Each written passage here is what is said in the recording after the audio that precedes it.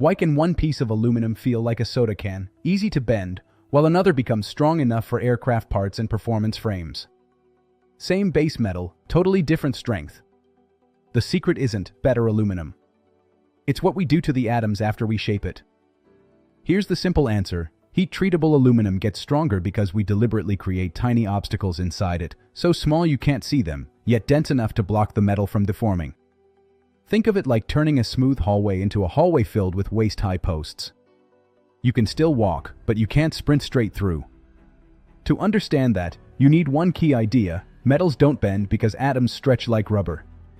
They bend because layers of atoms can slip past each other along tiny defects called dislocations. Picture a wrinkle moving across a rug. The rug shifts without the whole thing lifting. In soft metals, dislocations glide easily, so the metal deforms with less force. Pure aluminum has a crystal structure that lets those dislocations move smoothly. Great for forming, not great for strength. There are two big ways to stop that sliding. One is mechanical: cold work the metal, roll it, stretch it, so you create more dislocations and they tangle up. That strengthens, but it also makes the metal less ductile and can relax when heated. The other is smarter for many products: change the internal structure using heat treatment, so the dislocations get pinned by features we intentionally grow inside the metal. Heat-treatable alloys start as aluminum plus small amounts of other elements. Common ones are copper, magnesium, silicon, and zinc. At room temperature, those elements don't all want to stay dissolved in the aluminum crystal. But if you heat the alloy to the right high temperature, you can force many of them into a single, uniform solid solution, like dissolving sugar into hot water. This is called solution heat treatment. The goal is to load the aluminum lattice with alloying atoms, evenly distributed. Then comes the dramatic part: quenching.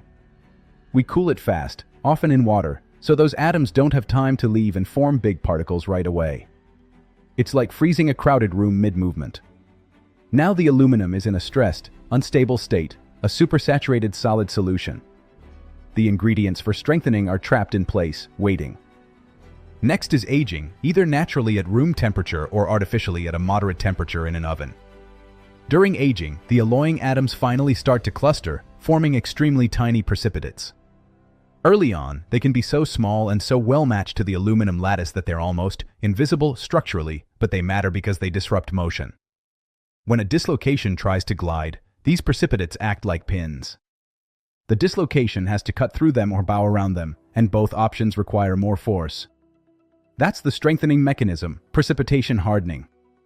You didn't change the outside shape, your change happened inside, on the nanoscale. But timing is everything. If the precipitates are too small and too few, the metal isn't at peak strength yet. If aging continues too long or too hot, the precipitates grow larger and farther apart. Now dislocations can sneak between them more easily. Strength drops. That's called overaging. This is why aluminum tempers matter.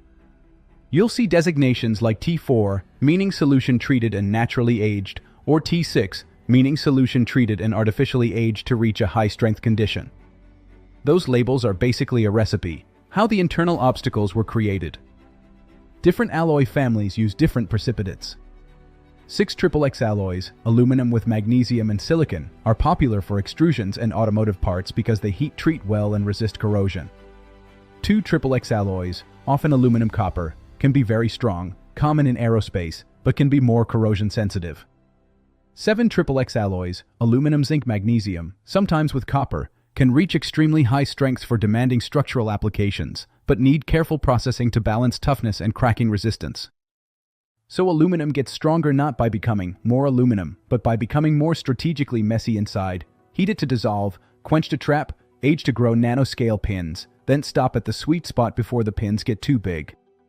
Now your turn. If you had to choose maximum strength or maximum corrosion resistance, where would you compromise, and what product are you building?